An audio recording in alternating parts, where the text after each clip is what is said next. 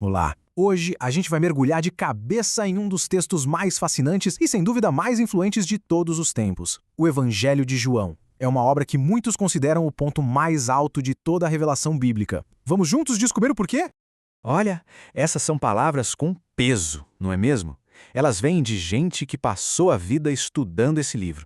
E elas já nos dão uma pista fundamental. Existe algo nesse evangelho que o coloca em outra prateleira.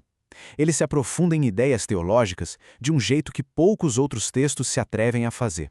E essa é a grande questão que vai guiar a nossa análise. Juntos, vamos como que descascando as camadas desse texto, tentando entender quem o escreveu, em que mundo ele nasceu e qual é a mensagem revolucionária que ele carrega. Vamos lá? A primeira coisa que qualquer pessoa nota ao ler João é o quão diferente ele é. Se a gente já leu Mateus, Marcos e Lucas, os chamados evangelhos sinóticos, abrir João é como mudar de canal para um programa totalmente diferente. É quase entrar em outra dimensão. O contraste é gritante. Pensa só, cerca de 90% do que está em João é material exclusivo dele. Os outros evangelhos focam na Galileia, João na Judéia. Eles usam parábolas do dia a dia. João apresenta discursos teológicos super profundos. Até a famosa Santa Ceia, em João, dá lugar à cena do lava-pés. Essas diferenças todas intrigam os estudiosos há séculos.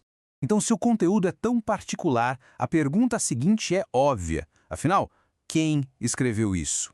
E aqui a nossa investigação muda de foco, do texto em si para o seu possível criador. Durante quase 2000 anos, a resposta tradicional foi bem consistente. Personagens históricos como Irineu, que foi discípulo de Policarpo, que por sua vez foi discípulo do próprio João, afirmavam com muita segurança que o autor era João, o apóstolo, um dos homens do círculo mais íntimo de Jesus, uma das colunas da igreja. Ele seria a testemunha ocular por trás de toda a narrativa. Mas, como em todo bom mistério, sempre tem uma reviravolta. A pesquisa mais moderna começou a perceber que a história da autoria talvez seja um pouco mais complexa e, na verdade, até mais rica do que se pensava. Hoje em dia, muitos especialistas falam sobre uma tal comunidade joanina. Qual é a ideia? Em vez de um único autor escrevendo sozinho numa sala, o evangelho teria crescido dentro de uma comunidade.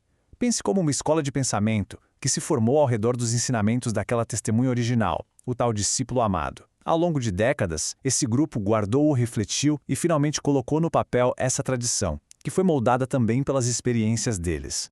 Segundo essa teoria, foi um processo que aconteceu em fases. Primeiro, a comunidade se formou, teve seus conflitos iniciais. Depois, ali pelos anos 90, a parte principal do evangelho foi de fato escrita. E por último, vieram adições posteriores, como o último capítulo. É como se o evangelho tivesse crescido junto com a sua comunidade.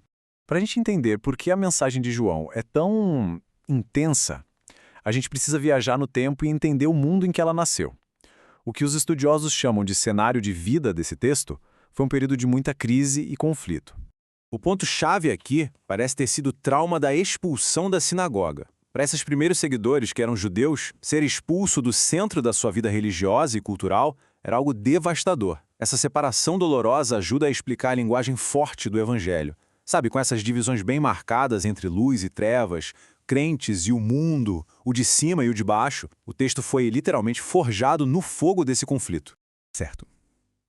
Agora que a gente já tem uma ideia de quem, como e por que esse evangelho foi escrito, vamos para o coração de tudo, a sua mensagem. E ela já começa de um jeito espetacular, logo no prólogo. João não começa a história em Belém, com o nascimento de Jesus. Ele volta. Muito mais. Ele vai para a eternidade, no princípio. E aí ele nos apresenta o verbo, ou em grego, o logos. E essa palavra tinha um peso enorme na época. Para os filósofos gregos, logos era a razão divina que ordenava o universo. Para os leitores judeus, era a palavra de Deus em ação, a força da criação. Aí, ele adiciona uma nova camada de sentido. O verbo estava com Deus. A expressão grega aqui dá uma ideia de uma relação cara a cara, de uma comunhão íntima, eterna. Isso já nos diz que o verbo é uma pessoa distinta, não só uma força ou uma característica de Deus. E aqui vem o golpe final, uma das declarações teológicas mais potentes já escritas. E o verbo era Deus. João não deixa nenhuma margem para dúvida. O verbo não é um anjo, não é um ser criado. Ele tem a mesmíssima natureza divina de Deus. É eterno, é pessoal e é plenamente divino. Se a primeira frase já foi de tirar o fôlego, essa aqui é revolucionária. A encarnação, o Logos eterno, transcendente, virou carne e osso.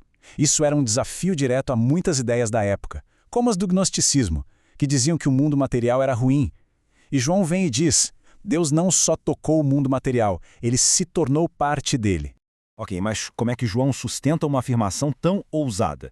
Ele não só joga a ideia no ar, ele constrói o seu caso de forma metódica, brilhante, usando duas estruturas que se repetem ao longo do livro.